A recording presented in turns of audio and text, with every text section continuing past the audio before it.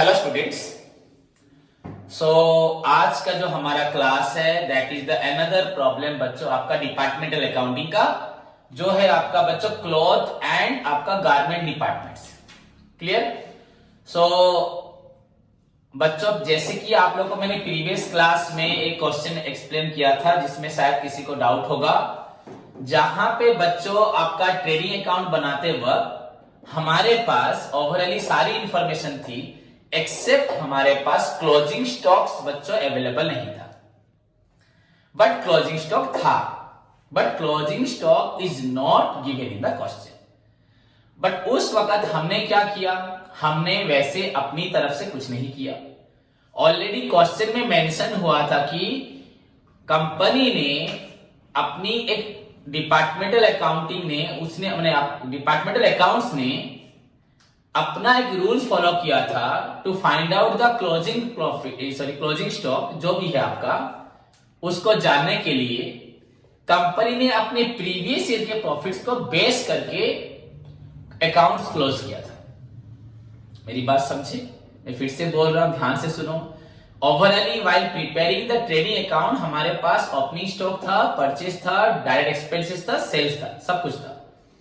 बस मिसिंग था closing stock. तो हमें क्लोजिंग स्टॉक मिसिंग होने से कोई प्रॉब्लम नहीं है। अगर क्लोजिंग स्टॉक है ही नहीं तो नो प्रॉब्लम, हम क्लोज करके ग्रॉस प्रॉफिट निकाल सकते हैं या ग्रॉस लॉस निकाल सकते हैं। बट वो बोल रहा था कि क्वेश्चन में क्या है, आपका क्लोजिंग स्टॉक है। समझ में आया कि नहीं? सो क्लोजिंग स्टॉक क्वेश्चन में था बट दिया नहीं था, तो वहां पे लिखा था डिपार्टमेंटल स्टोर्स ने क्या किया, एक तरह का डिपार्टमेंटल अकाउंटिंग बनाते वक्त उन्होंने अपने प्रीवियस ईयर के जो normal rate of gross profit था उसको आधार करते हुए उन्होंने डिसाइड किया कि इस साल अगर हमें क्लोजिंग स्टॉक नहीं मालूम पड़ रहा, समझ में आया, तो हम लोग में भी कुछ स्टॉक लॉस हो सकता है, मिसिंग हो सकता है, राइट इंफॉर्मेशन नहीं मिल रही about the closing stock. So उन्होंने सोचा कि it is better to close the account by keeping into account, हम लोग सोच सकते हैं, the previous year normal rate of gross profit. So हमने क्या किया, वहां पे हमने ग्रॉस प्रॉफिट लिख दिया। वो आपका 40%, 30%, 20% ऑफ सेल्स था। तो हमने सेल्स तो हमारे पास मालूम था, तो हमने ग्रॉस प्रॉफिट लिख दिया। ओके, हम लोग क्लोजिंग स्टॉक लिखने के बाद ग्रॉस प्रॉफिट निकालते, अब हमने ग्रॉस प्रॉफिट लिख दिया। तो ग्रॉस प्रॉफिट लिखने के बाद हम अकाउंट क्लोज कर सकते हैं। तो डेफिनेटली आपका डेबिट साइड ज्यादा ही होगा और अब क्रेडिट साइड में बस आपका नेट सेल्स है, क्लोजिंग स्टॉक नहीं है। जो डिफरेंस रह जाएगा आपका टोटल अमाउंट एंड आपका नेट सेल्स का, that is your closing stock. That is your previous class का जो प्रॉब्लम था। अनदर वन थिंग बच्चों वहां पे एक इंपॉर्टेंट था, the companies total indirect expenses दिया था 21,000। सो कंपनी का आपका टोटल इनडायरेक्ट एक्सपेंसेस था आपका 21,000, जो कि आपका था बच्चों 4,20,000 सेल्स के ऊपर। सो अब हमें अगर हम देखते हैं हमारे डिपार्टमेंटल अकाउंट्स को, सो ए बी या सी, हमारे पास 3 डिपार्टमेंट थे, ए बी सी। ओके, इन तीनों का सेल मिला के हमें बच्चों आंसर हो रहा था 1,40,000। क्या हो रहा था बच्चों? बट ये जो इनडायरेक्ट एक्सपेंसेस क्वेश्चन में था that is given on total sale of 4,20,000। अब एक बच्चा सोचेगा हमारे पास तो सेल इतना ही है, इतना तो हुआ ही नहीं है, पर वहां पे दिया था those relative to other department, मतलब कंपनी में और भी डिपार्टमेंट थे, डी ई थे, पर यहां पे डिपार्टमेंटल स्टोर ने कलमनर फॉर्म में एट वन प्लेस में इन 3 डिपार्टमेंट का बुक बनाने की सोचा है, तो उन्होंने सिर्फ 3 डिपार्टमेंट को शो किया है। But whereas the question is about the indirect expenses, company direct बोल दे रही है, स्टोर डायरेक्ट बोल दे रहा है कि हमारा टोटल खर्च हुआ है 21,000। किसके लिए हुआ था? सारे हमारे सेल्स के ऊपर हुए थे, those related to other department also. So total of your indirect expenses आपका हुआ था किसके ऊपर? 4,20,000। So जहां पे हमारा सेल था 4,20,000, हमारा इंडायरेक्ट एक्सपेंस था 21,000। अब यहां पे हमारे पास बस 3 डिपार्टमेंट है जिनका सेल कितना है 1,40,000। सो हम सिंपली कन्वर्ट कर सकते हैं, अगर हमें 4,20,000 का गुड्स बेचना है, मोस्ट ऑफ द बच्चे नहीं समझते इनडायरेक्ट एक्सपेंसेस है क्या। बेसिकली इनडायरेक्ट एक्सपेंसेस के तो बहुत सारे मीनिंग है। हम तो बोलते थे expenses which are not directly incurred in production, not directly identified cost unit या कॉस्ट ऑफ प्रोडक्शन, जो भी बोले, कॉस्ट सेंटर में आइडेंटिफाई नहीं होता। समझ में आया कि नहीं? बट ओवरऑली बच्चों अगर एक सिंपल सा मीनिंग में तुमको बताता हूं, इनडायरेक्ट एक्सपेंसेस बच्चों जो बेसिकली आपको सेल्स रिलेटेड होता है, तो सेल्स के लिए ही आपका इनडायरेक्ट एक्सपेंस होता है। तो इस सेल के लिए होता है, तो प्रोपोर्शनेटली आपका सेल अगर बढ़ता है तो इनडायरेक्ट एक्सपेंस बढ़ेगा, एंड अगर कमता है तो कमता है। तो since this item is completely आपका बेस करता है 4,20,000 पे, एंड वी नो कि 4,20,000 अगर आपका होता है सेल्स, योर इनडायरेक्ट या सेलिंग खर्च होता है, that also include office and administrative, selling, distribution, research, development, financial charges, आपका डेप्रिसिएशन, आपका एमोर्टाइजेशन, बहुत सारे आइटम्स है। बट स्टिल हम ओवरऑल वी कैन से कि जितने भी इनडायरेक्ट खर्च होते हैं वो वन टाइप ऑफ आपके सेलिंग खर्च होते हैं। सो सेलिंग के लिए आपका 4,20,000 सेलिंग के लिए आपका खर्च होता है इतना, एंड यहाँ पे सेल हुआ है 1,40,000, so डेफिनेटली आपका कितना होगा? 4,20,000 सेल के लिए आपका था 21,000, तो 1 के लिए हो जाएगा 21 बाय 4,20,000 एंड 1,40,000 सेल के लिए आपका हो जाएगा into 1,40,000। और इसको आप सॉल्व करते हैं तो आपको मिलेगा 7,000। क्या मिलेगा? सो दैट मीन्स जहां पे हमारे पास सेल सिर्फ 1,40,000 हुआ है, तो वहां पर हमारा इनडायरेक्ट एक्सपेंसेस ओनली होगा 7,000। क्लियर? एंड अगेन इसको हमें कैसे डिस्ट्रीब्यूट करना है? ए बी सी की सेल के हिसाब से। आपका इसका जो सेल होगा, इसका जो सेल होगा, इसका जो सेल होगा, हम एग्जैक्टली आपका शायद 60,000 था, ए का था आपका 60,000, बी का था 50 एंड सी का 30। तो आपका रेशियो होगा 6:5:3। तो you can distribute easily 7,000 into 6:5:3, खत्म। And finally one more thing is given बच्चों, आपका क्वेश्चन में है, was given in the question जो आपको मैंने करवाया था, दैट कंपनी ने नेट प्रॉफिट निकालते वक्त एक चीज को ध्यान में रखा, जो नेट प्रॉफिट हो रहा है, मैं आपको यहां पे ये नहीं बोल रहा कुछ लोडेड प्राइस, कुछ इनवॉइस प्राइस, यह नहीं था, बट एग्जैक्टली उसी तरह की और एक एडजस्टमेंट यहां पे थी। कंपनी डिसाइडेड बच्चों to show the profit, to show the net profit in your P&L account after keeping a बच्चों रिजर्व, कुछ पैसा रिजर्व काटने के बाद, हाँ, एंड दैट रिजर्व उसने बोला आउट ऑफ स्टॉक। उसने फिर बोला है दैट रिजर्व कहां से निकालना है? स्टॉक से। स्टॉक से हमें कुछ रिजर्व करना है, हमें एग्जैक्टली जितना प्रॉफिट है उतना बोलना नहीं है। सो दैट रिजर्व वहां पे जो परसेंटेज था 10% शायद। सो आपका जो स्टॉक है, क्लोजिंग स्टॉक जो ट्रेडिंग में होगा, उसमें से वो रिजर्व रखने को बोल रहा है। दैट मींस वो बोल रहा है prepare the trading and profit loss account, clear, after making a proportionate reserve of at the rate 10% on your stock. तो स्टॉक के ऊपर आपको 10% क्या करना है? रिजर्व करना है। तो अब यहां पे 10/110 नहीं करेंगे, ऐसा कुछ, सिंपली आपको रिजर्व काटना है, आपको एग्जैक्ट प्रॉफिट्स में से कुछ प्रॉफिट्स को रख देना है रिजर्व करके। So that is the third point जो हमारे लिए इंपॉर्टेंट था प्रीवियस क्वेश्चन में। सो दीज 3 आइटम्स जो बेसिकली हमने लास्ट क्लास में पढ़े थे, जो यूजुअली हमने अभी तक नहीं किया था। क्लियर? तो होप सभी को समझ में आया। सो लेट्स सी बच्चों टुडेस क्वेश्चन, और टाइम वेस्ट नहीं करते। आप लोग हमेशा ऐसे ही क्वेश्चंस पूछते हो बट खुद ट्राई नहीं करते। कोशिश करोगे डेफिनेटली होगा। मैंने लास्ट क्लास में एक्सप्लेन किया था, फिर किया। एब्सेंट मत रहो, क्लासेस ध्यान से करो। So today's question is question number 9। 8 मैंने कल किया था, 9 ओके। बच्चों सॉल्यूशन ध्यान से सभी देखें, क्वेश्चन नंबर 9। सो बच्चों 1 सेकेंड, सभी ध्यान से क्वेश्चन को देखें।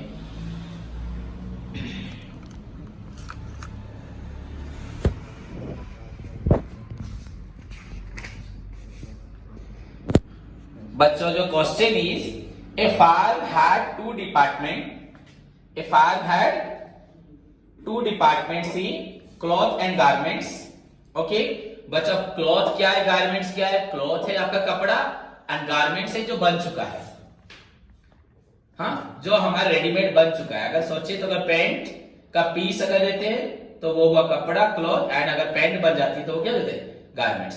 तो कंपनी वहां पे उसका क्लॉथ डिपार्टमेंट भी है और एक क्या है? गारमेंट्स है। मतलब क्लॉथ से वो क्या बनाती होगी? Okay.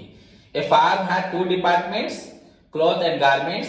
The garments were made by the farm itself out of the cloth supplied by the cloth department. समझ में आया?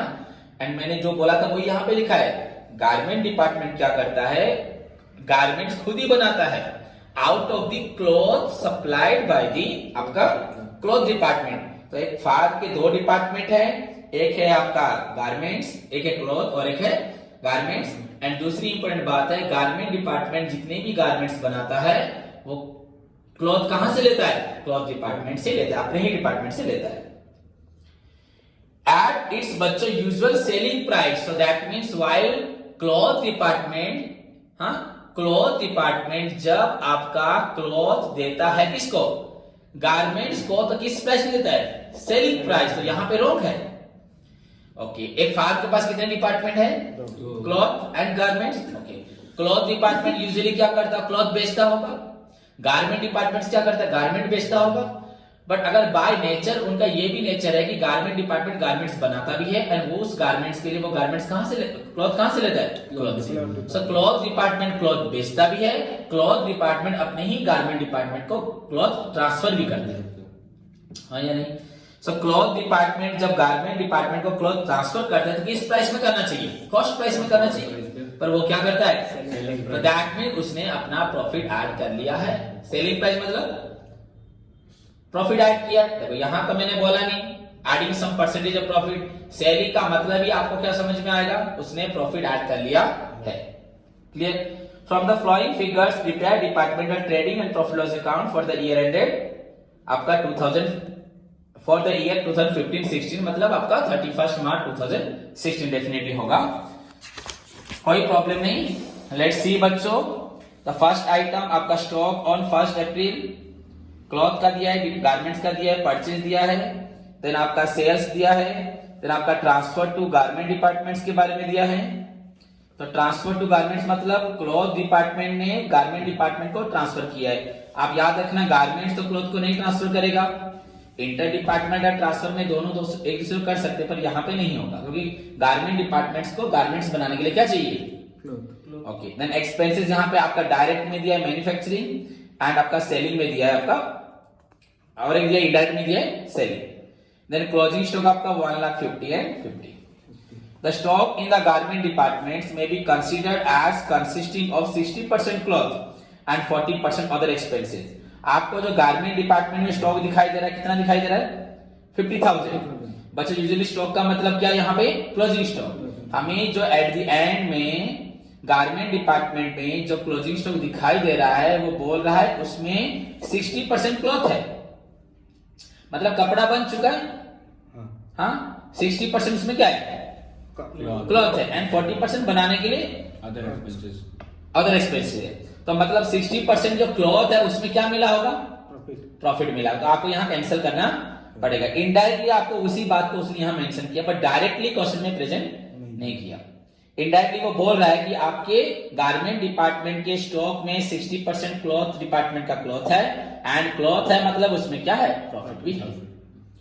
The cloth department earn gross profit at the rate of 20% in the 14-15. Cloth department बच्चों आपका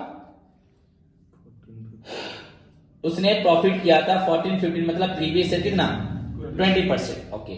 general expenses of the business as a whole, आपका general expenses of the business as a whole कितना है? 1 lakh. As a whole आपका general expense है 1 lakh. So this is all about your question number 9. So let's see. So बच्चों देखो how to prepare your departmental trading and profit and loss account. Okay. So बच्चा heading आप सभी को मालूम है,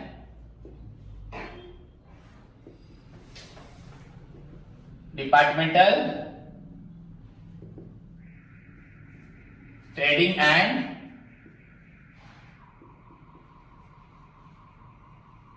प्रॉफिट एंड लॉस अकाउंट. कुछ नेम दिया है क्या फार्म का? Of a firm. Account of a firm. Then उसके बाद फॉर द ईयर एंडेड आपका 31 मार्च 2016. 16 है शायद, देखो ना। हाँ, तुम लोग बुक देखते नहीं है ध्यान से। ओके, 2016। सी बच्चों देखो सभी ध्यान से।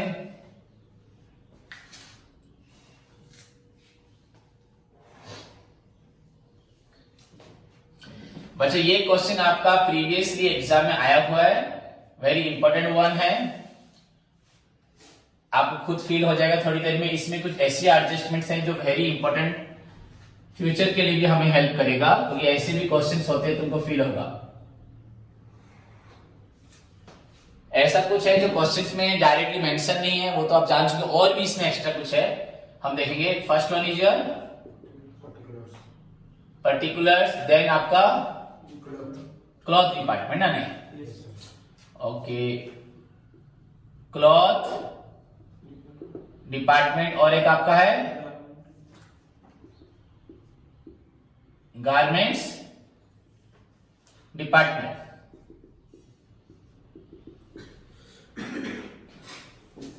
देन उसके बाद particulars,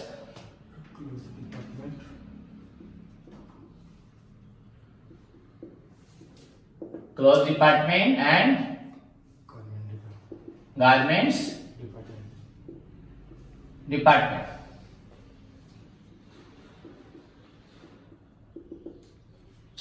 rupees and rupees.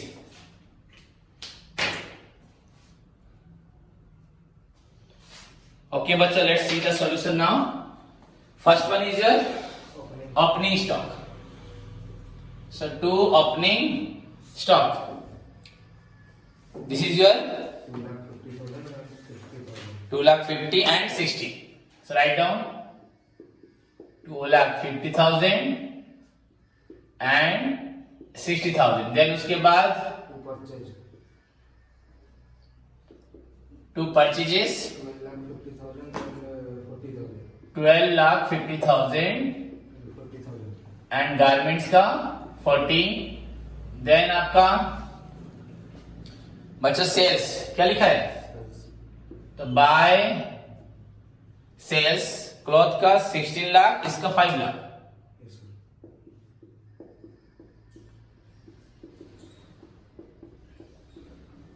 Okay, then transfer to garment department. So क्या लिखेंगे यहां पे, to transfer to, okay, transfer from, क्या लेंगे, फ्रॉम गारमेंट्स। आप और एक सिंपल चीज लिख सकते हो, ओनली टू ट्रांसफर, क्या लिख सकते हो, टू फ्रॉम क्लॉथ। हाँ सॉरी, ट्रांसफर मैंने गलत लिख दिया, वैसे क्लॉथ तो गारमेंट करेगा ना, transfer from cloth department. Okay clear. वैसे बच्चों आप कुछ नहीं लिखना है तो डायरेक्ट लिख सकते हो ओनली टू ट्रांसफर, क्या लिख सकते हो, एंड यहां क्या लिखेंगे, बाय क्लॉथ बोल रहा है, मैंने किसको दिया, गारमेंट। तो transfer to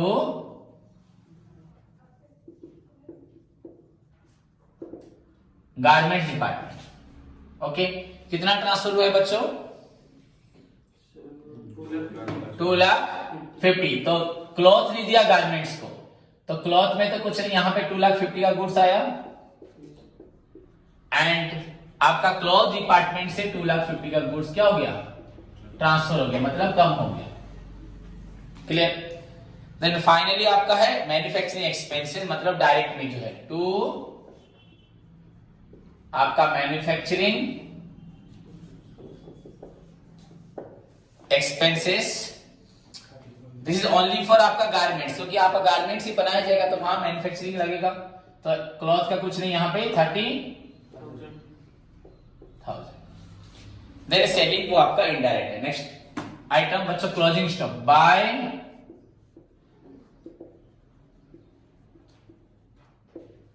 closing stock 1,50,000 and is your 50,000। Okay, खत्म। और तो कुछ क्वेश्चन में नहीं है ना, क्लोज द अकाउंट सिंपली हम लोग जैसे क्लोज करते हैं वैसे क्लोज करो।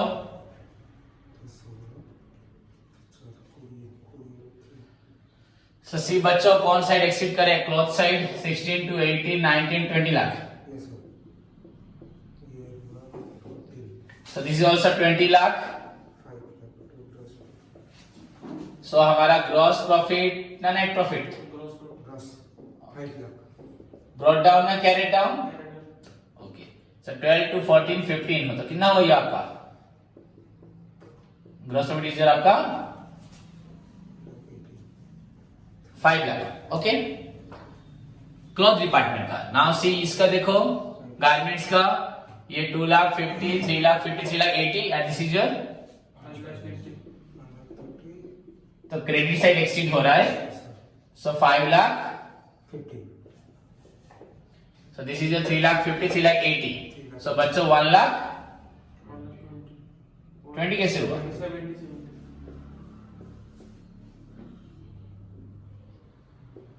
समझ में? 1 लाख 70। सो दिस इज योर बच्चों आपका ट्रेडिंग अकाउंट। वेरी सिंपल है, कोई हार्ड नहीं है, बहुत सिंपली हम लोग कर सकते हैं। नाउ सी नेक्स्ट पार्ट हमारा क्या है?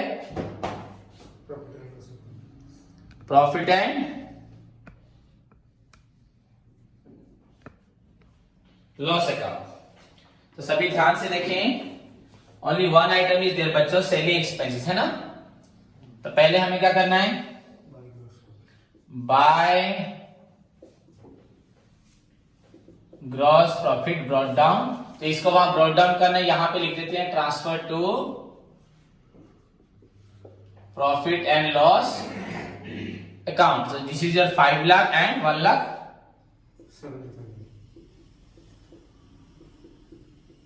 तो ये आपका हो रहा है 5 लाख और एक है 1 लाख 70। तो आपका इनडायरेक्ट में बस एक ही आइटम है बच्चों, आपका सेलिंग एक्सपेंसेस। फिर नीचे पढ़ेंगे और क्या होगा अगर देखेंगे। सेलिंग एक्सपेंसेस आपका है, बहुत का दिया हुआ है 30 एंड 10 ना, 30,000 and 10,000। Clear? Now see again, मैं जो आर्टिकल पढ़ चुका हूं। The stock in the garment department में be considered as consisting of 60% cloth. And हमें मालूम है जब क्लॉथ डिपार्टमेंट गारमेंट डिपार्टमेंट को क्लॉथ ट्रांसफर करता है, not at cost price but at selling price. तो वो जो एक्स्ट्रा प्रॉफिट है, उस वो लोडेड प्राइस जो है उसको हमें कैंसिल करना है। वो कहां करेंगे? आपका जनरल प्रॉफिट लॉस अकाउंट में, या कॉम्बाइंड प्रॉफिट जब हम निकाल के शो करेंगे, मतलब नेट प्रॉफिट निकालने के बाद ना, उसको यहां करना है। ओके, तो उसको अभी यहां शो करना नहीं है, तो उसको छोड़ो। The cloth department earn gross profit at the rate of 20%। बच्चों यहाँ क्लॉथ डिपार्टमेंट का प्रॉफिट 20% है इन द ईयर 14-15 2014 है। तो ये प्रॉफिट भी इस साल जरूरत नहीं है, पर क्वेश्चन में है। क्यों है? कोई रीजन होगा, इसका आइडिया किसी को नहीं है। वेरी इंपॉर्टेंट वन, मैंने आपको बोला अभी तक जितने क्वेश्चन किए, दिस क्वेश्चन इज पूरा कंप्लीटली थोड़ा डिफरेंट है सभी से। The general expenses of the business as a whole, general expenses as a whole मतलब दोनों के लिए खर्च हुआ होगा कितना?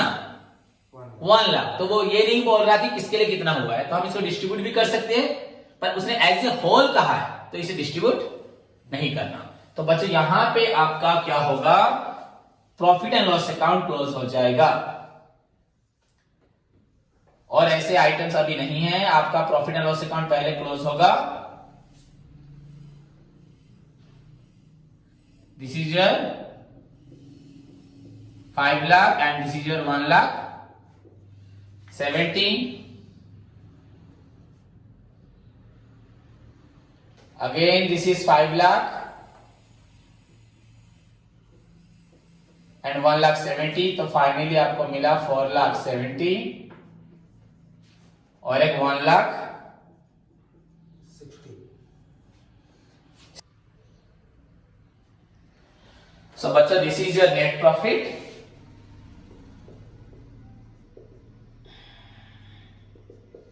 कैरेट डाउन, ये आपका क्लॉथ डिपार्टमेंट है गारमेंट डिपार्टमेंट का।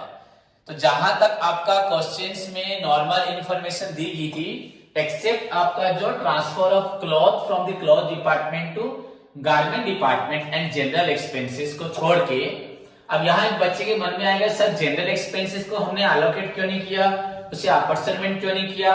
क्योंकि बच्चों उसने बोला है क्वेश्चन में general expenses amounted to rupees आपका 30,000 शायद 1 लाख एज ए होल मतलब ओवरऑल कंपनी ऑर्गेनाइजेशन के लिए उसने 1 लाख खर्च किया है। उसने ऐसे कि स्पेसिफिकली डिस्ट्रीब्यूट नहीं किया है, तो हम भी इसको on the basis of sales apportionment नहीं करेंगे, डिस्ट्रीब्यूट नहीं करेंगे, एज ए होल लिखा है। तो हम इस 1 लाख को शो करेंगे आपका general profit and loss account या आपका जो कंसोलिडेटेड, या हम जहां पे कंबाइंड प्रॉफिट को शो करके फिर ओवरऑल कंपनी का नेट प्रॉफिट निकालते हैं।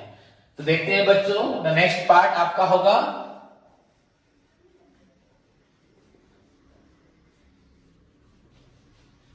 the next part is your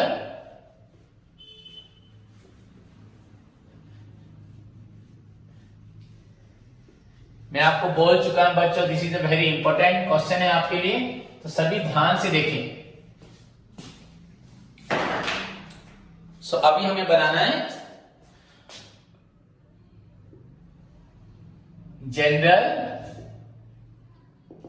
general profit and loss account. Okay, तो यहां पे हमें बस एक ही कलम को शो करना है, your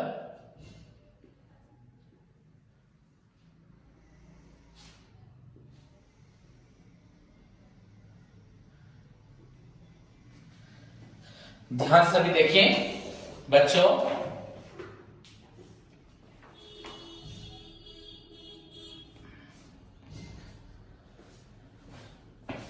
this is your particulars, amount, particulars and amount।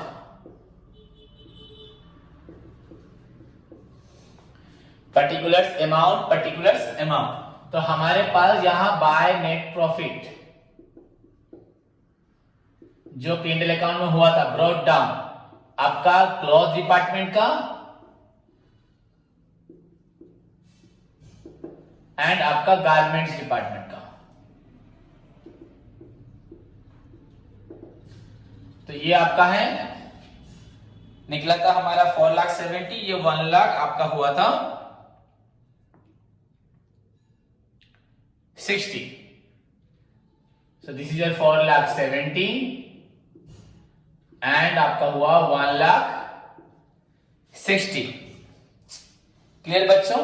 So this is ओवरऑली आपका कंबाइंड प्रॉफिट हुआ 5,6,30,000। The net profit of cloth and आपका गारमेंट्स 4,5,6 लाख बच्चों आपका 30। This is the combined profit of your department cloth and आपका department हुआ garments. तो next देखते हैं हमें क्या करना है क्वेश्चन में। तो आपका जनरल एक्सपेंसेस जो था of the business as a whole, तो पहले इसको लिखते हैं, अमाउंटेड टू रुपीज आपका था 1 लाख, तो ओवरऑली बिजनेस का जनरल एक्सपेंसेस हुआ है 1 लाख। क्लियर? अब खत्म। अब हमें लिखना है जो आपका स्टॉक रिजर्व जो आपका जो प्रॉफिट जो रिजर्व हो गया था, मतलब उसके लिए हम एंट्री क्या लिखते हैं, टू प्रोविजन फॉर, मैंने आपको पहले करवाया क्वेश्चन नंबर 6-7 में लिखवाया था, प्रोविजन फॉर अनरियलाइज्ड बच्चों profit, provision for unrealised profit, जो प्रॉफिट हमें नहीं मिला बट हमारे पास है। जैसे कि आप लोगों को मालूम है, while transferring the cloth from the cloth department to garment department, cloth ने क्या किया, क्लॉथ को जब ट्रांसफर किया not at cost price but at आपका selling price, that means cost plus आपका सर्टेन परसेंटेज ऑफ प्रॉफिट। तो सिंपली आप लोग बोलोगे सर तो वेरी सिंपल है, तो क्लॉथ का आपका स्टॉक जो भी ट्रांसफर हुआ है गारमेंट्स के पास, अगर गारमेंट्स के पास वो स्टॉक बच गया है, जैसे कि यहाँ पे गारमेंट्स के पास क्लोजिंग स्टॉक था 50,000 एंड क्वेश्चन में नीचे लिखा था, मेरी बात को ध्यान से सुनो, गारमेंट्स के पास क्लोजिंग स्टॉक है 50,000 एंड क्वेश्चन में लिखा है गारमेंट्स के पास जो स्टॉक है उसका 60% क्लॉथ है, तो मतलब 50,000 का 60% क्लॉथ है, मतलब 30,000। तो 30,000 में जो 30,000 का अमाउंट हमें दिख रहा है उसमें प्रॉफिट मिला हुआ है, 30,000 में प्रॉफिट है। That mean 30,000 exact cost price नहीं है, वो सेलिंग प्राइस तो है, हमें मालूम है। तो अगर हमें मालूम पड़ता है कॉस्ट प्राइस 25,000 है, तो 5,000 आपका क्या हो रहा है, एक्स्ट्रा प्रॉफिट है, तो उसको आप यहां काट दोगे। क्लियर? ठीक है, ये समझ में आया। बट ये क्वेश्चन थोड़ा अलग है। तो अगर हम क्वेश्चंस को पूरा बिगिनिंग से एक लाइन पढ़ते हैं, फर्स्ट पार्ट से, यू सी बच्चों, a firm had 2 departments, cloth and garments. The garments were made by the firm itself. मतलब ये बोल रहा है कि गारमेंट्स डिपार्टमेंट अपना गारमेंट खुद ही बनाता है।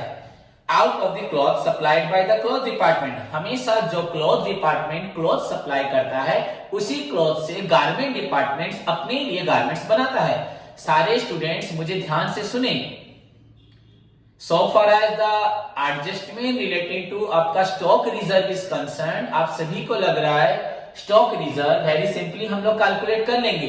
बट यहाँ पे स्टॉक रिजर्व कैलकुलेट करना सिंपल नहीं है, थोड़ा सा अलग है, तो उसको आपको समझना है।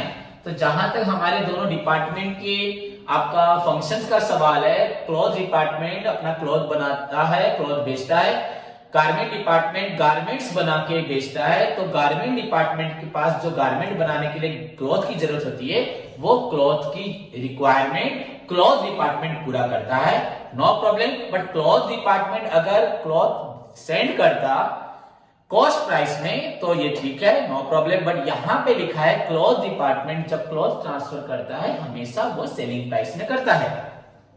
सो आपको हमेशा गारमेंट डिपार्टमेंट में अगर क्लॉथ दिखाई देता है, तो वो जो क्लॉथ है वो आपका प्रॉफिट उसमें मिला हुआ है। तो आपको अभी मालूम है क्लोजिंग स्टॉक में जो हमारा वहां पे था, क्लोजिंग स्टॉक 50,000, उसमें क्लॉथ है, क्लॉथ में फिर आपका प्रॉफिट है। बट बच्चों वैसे ही मेरी बात सुनो, क्लोजिंग स्टॉक में क्या है, क्लॉथ है, क्लॉथ में क्या है, प्रॉफिट मिला हुआ। वैसे ही बच्चों गारमेंट डिपार्टमेंट के पास हमने जो ट्रेडिंग अकाउंट में ओपनिंग स्टॉक लिखा था, आपका ओपनिंग स्टॉक था गारमेंट डिपार्टमेंट के पास कितना, 60,000। यहां जो क्वेश्चन में ओपनिंग स्टॉक 60,000 लिखा है, उसमें भी ओपनिंग स्टॉक वो प्रीवियस ईयर का क्लॉथ होगा। जैसे कि हमने अभी यहां पे क्लोजिंग स्टॉक लिखा है क्या, 50,000। मेरी बात को ध्यान से सुने। अभी हमने जैसे ट्रेडिंग अकाउंट जो बनाया था, यहां पे हमने लिखा by closing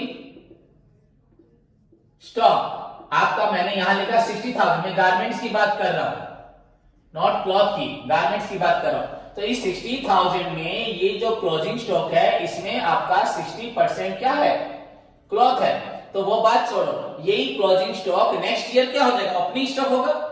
next year opening stock होगा, तो मतलब ओपनिंग स्टॉक में जब ये क्लोजिंग स्टॉक जाएगा, यूजुअली इसमें सेलिंग प्राइस है, ये सेलिंग प्राइस इसमें सेलिंग नहीं, ये सेलिंग प्राइस है, इसमें प्रॉफिट है।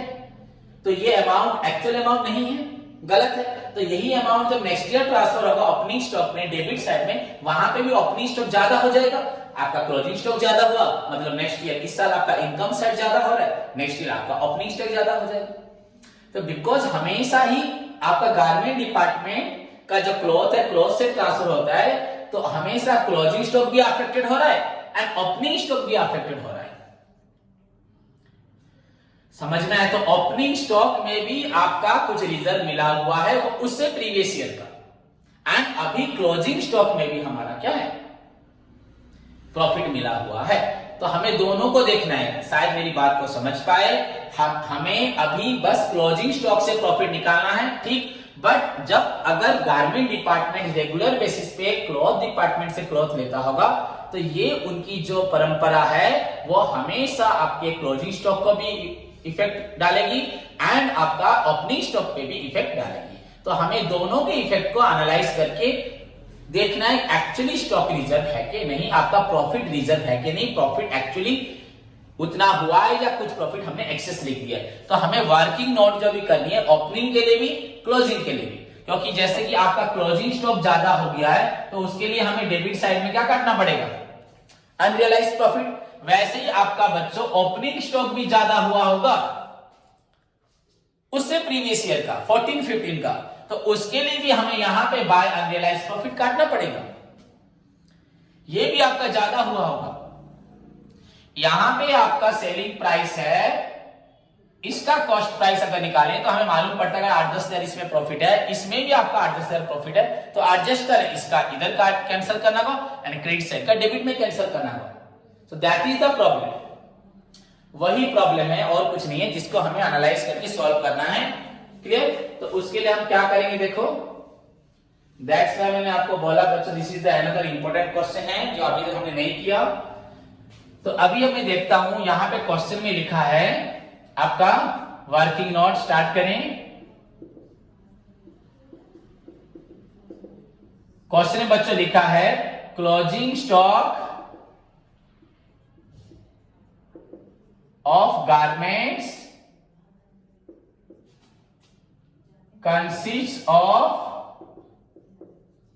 60% क्लॉथ एट सेलिंग प्राइस। आपको मालूम है मतलब प्रॉफिट मिला है, सेलिंग प्राइस का मतलब उसमें प्रॉफिट इंक्लूड है। ठीक है बच्चों, तो अभी देखते हैं closing stock of garment department कितना है,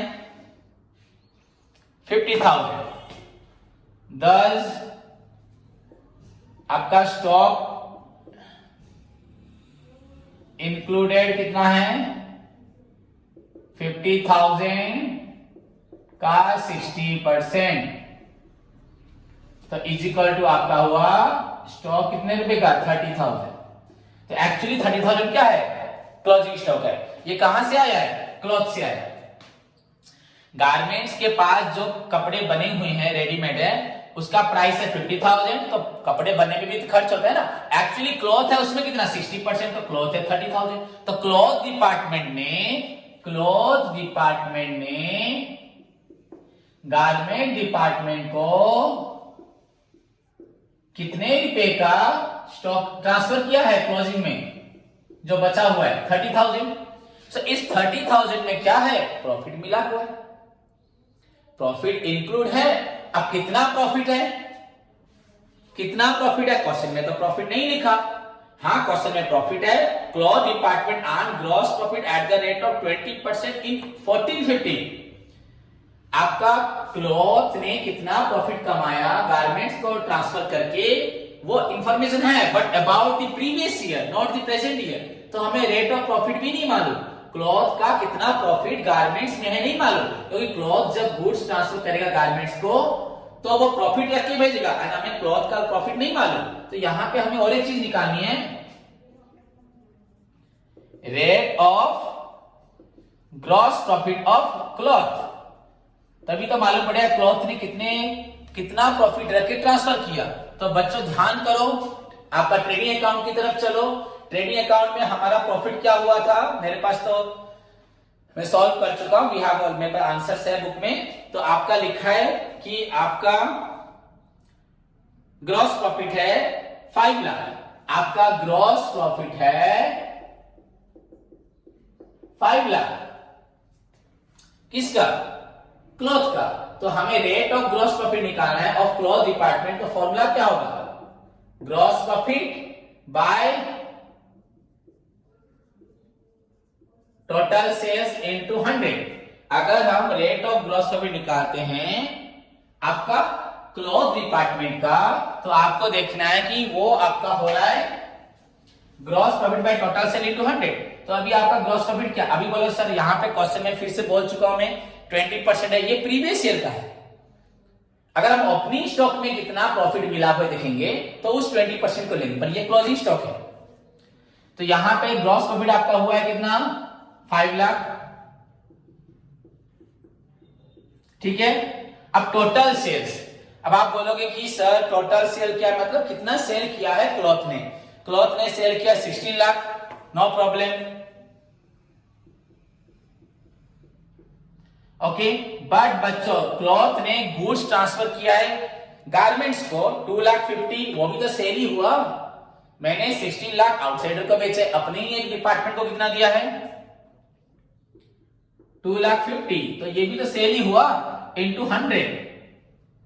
तो ध्यान से देखेंगे तो आपको समझ में आ जाएगा तो एक्चुअली क्लॉथ डिपार्टमेंट ने सेल कितना किया है आपका 18,50,000। तो अगर 18,50,000 आप देखते हो, रफ पे हम कैलकुलेट कर लेते हैं इसको। 18,50,000 आपका ये हुआ 5 लाख डिवाइडेड बाय 18,50,000 इंटू 100, तो ये 40 आपका यहां से 2 कैंसिल, यहां से 2 cancel. Okay, so this is your 5,000 by 185। 5,000 by 185, तो फाइंड आउट बच्चों आंसर क्या होगा।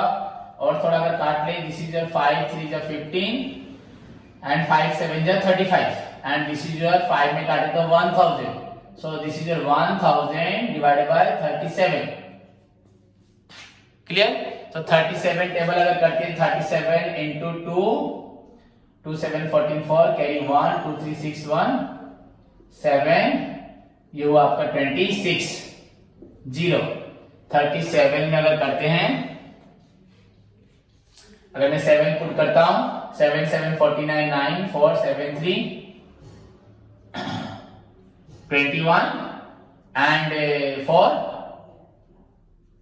25 259, मतलब बच्चा 27 1 निकल रहा है, अप्रोक्सीमेटली 27 पॉइंट समथिंग हो रहा है।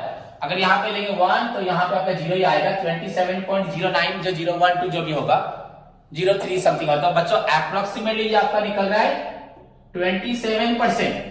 तो आपका रेट ऑफ ग्रॉस प्रॉफिट इस साल का कितना है 27%। ये किसका प्रॉफिट है, क्लॉथ का। क्लियर। तो एक्चुअली रिजर्व कितना होगा, 10 रिजर्व, ये जो रिजर्व हमने यहां लिखा है इज टू बी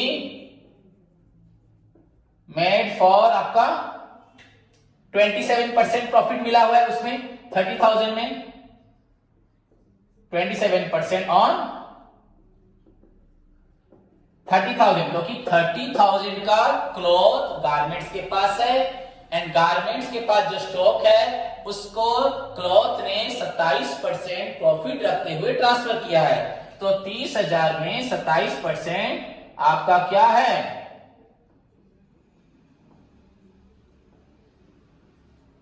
प्रॉफिट है। 30,000 में 27% प्रॉफिट है। तो अगर इसको हम हिसाब करते हैं, दैट इज योर आपका 8100। आपका ये रिजर्व है 8100, मतलब आपको यहां लिखना है 8100। क्लियर। ये हुआ आपका प्रोविजन फॉर अनरियलाइज्ड प्रॉफिट, किसके लिए, क्लोजिंग स्टॉक के लिए।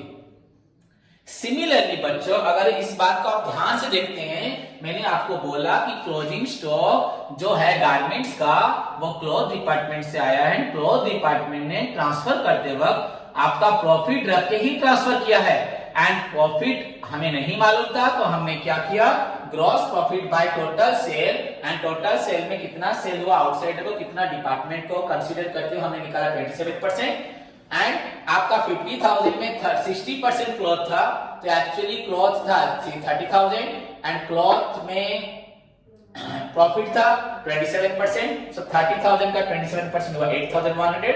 तो हमने इतना प्रॉफिट, मतलब एक्चुअली ये 30,000 का नहीं होगा, ये आपका 21,900 का होगा। उसमें हमने 8100 जो ऐड कर दिया 21,900 में, तो वो आपका 30 दिखाई दिया। सिमिलरली बच्चों सेकेंड वर्किंग नोट यहां पे होगा, वैसे ही आपका रिजर्व कहां पे होगा, प्रॉफिट कहां इंक्लूड होगा, ओपनिंग में भी होगा। ये कंपनी की परंपरा है, इसी तरह से कंपनी हमेशा इस ट्रांसफर करती है। तो यहां पे similarly the opening stock of garments consists of 60% stock also यहां पे भी है, तो दैट इज कितना हुआ आपका, ओपनिंग स्टॉक था 60,000, इसमें 60% मतलब 36,000। तो अभी ओपनिंग स्टॉक का जो गारमेंट्स का शो कर रहा है 60,000, उसमें क्लॉथ है 36, एंड इस क्लॉथ में क्या होगा, क्लॉथ का जो ये क्लॉथ है इसमें प्रॉफिट होगा। आपका प्रीवियस ईयर प्रॉफिट कितना है, previous year gross profit rate क्या था 20%। तो मतलब 2014-15 में हमारा प्रॉफिट था 20%। 2014-15 में क्लोजिंग स्टॉक था 60,000, उसमें क्लॉथ था 36,000। तो इस 36 में 20% क्या होगा, प्रॉफिट मिला होगा। दस रिजल्ट वाज कितना होगा प्रीवियसली आपका 36 into 20 by 100, so you get here 7,200। बच्चों वेरी इंपॉर्टेंट है, सभी ध्यान से देखें। This is your 7,200। क्लियर। तो आप देखो आपका जिस तरह से क्लोजिंग स्टॉक बढ़ गया था बिकॉज उसमें 8,100 रुपीज क्या था आपका प्रॉफिट था, वैसे ओपनिंग साइड भी बढ़ गया है, उसमें भी आपका 7,200 क्या है प्रॉफिट मिला है। तो हमारा क्वेश्चन में क्या हुआ है, अगर हम क्लोजिंग स्टॉक क्रेडिट में होता है उसके लिए डेबिट में हमने 8100 लिख दिया, वैसे ओपनिंग में ज्यादा हुआ है 7200, अगर यहां पे मैं 7200 लिख दूं तो हमारा प्रॉब्लम सॉल्व हो जाएगा, नो डाउट सॉल्व हो जाएगा। And that is the procedure. But मैं यहां पे और एक प्रोसीजर फॉलो कर रहा हूं क्योंकि वैसा ही करना चाहिए। अगर मैं 8100 यहां लिखूंगा 7200 यहां लिखूंगा, दैट इज ऑल्सो 100% एक्यूरेट। मैं आपको बोल रहा हूं स्टिल मुझे और कुछ करना है, क्योंकि बच्चों क्या होता है एक ही एंट्री को दोनों साइड नहीं लिखा जाता, हम उसे एडजस्ट कर लेते हैं। अगर हमें ये ट्रेडिंग अकाउंट दिखाई दे रहा है, हमें यहां ट्रेडिंग अकाउंट में हमने आंसर निकाल चुके हैं, पर क्या वो यहां पे ओपनिंग स्टॉक आपका बढ़ गया है 7200 एंड क्लोजिंग स्टॉक आपका बढ़ गया है 8100, तो दोनों साइड बढ़ गया है। हमें यहां से 8100 माइनस करना है इधर, यहां से माइनस करना है इधर, दोनों को माइनस करना है, इन दोनों को माइनस करना है। अगर इन दोनों को आउटसाइड मतलब बाहर एडजस्ट कर लेते हैं, ये क्रेडिट है ये आपका डेबिट है, अगर क्रेडिट से डेबिट माइनस कर लेते हैं 8100 माइनस 7200 तो आपका हुआ 900। तो मतलब दोनों अगर कट जाता है तो फिर भी क्लोजिंग स्टॉक कितना रहता है 900। देखो ध्यान से, दोनों को मैं एडजस्ट कर सकता हूं दोनों साइड में, पर अगर मैंने दोनों को एक अपने साथ एडजस्ट कर लिया तो स्टिल आपका क्लोजिंग स्टॉक ज्यादा रहेगा 900। तो हमें अगर डेबिट साइड में काटना है to provision for unrealised profit, हम यहां पे 8100 वहां पे 7200 ना लिख के डायरेक्ट लिख सकते हैं 900। क्लियर, ठीक है बच्चों। और अगर डेबिट साइड ज्यादा होता तो हम इन दोनों को एडजस्ट करने के बाद जो डेबिट में जाता उसको हम क्रेडिट में लिख देते। ठीक है बच्चों, तो होप सभी को समझ में आया। तो actually reserve is to be made आपका होगा अगेंस्ट क्रेडिट के लिए भी एंड डेबिट के लिए भी, पर अगर हम दोनों क्रेडिट और डेबिट को रफ में अपने नोट्स में thus finally reserve is to be made आपका for 8,100 minus 7,200 is equal to rupees आपका 900। तो ये आपका जो 900 है दैट इज योर आपका हो रहा है credit balance, because this is in respect of आपका क्लोजिंग स्टॉक। तो क्लोजिंग स्टॉक ज्यादा हो रहा है तो एडजस्ट करने के बाद तो हमने यहां डेबिट में लिख दिया 900। Now our problem is over, you just close the account. This is your 6 lakh 30, this side also your 6 lakh 30, and finally our combined profit which will transfer to P&L account, combined profit आपका transfer to balance sheet या capital account 1,09,00,000 अगर minus करते हैं तो ये 5,30,00,000 5,00,30,00,000 29,100, 5,29,100. सो बच्चों you see आपका answer हमें मिल गया. होप सभी स्टूडेंट्स को समझ में आया. अगर एनी डाउट है मुझे पूछें. नेक्स्ट क्लास में मैं फिर से एक बार इसको डिस्कशन करूंगा. धन्यवाद.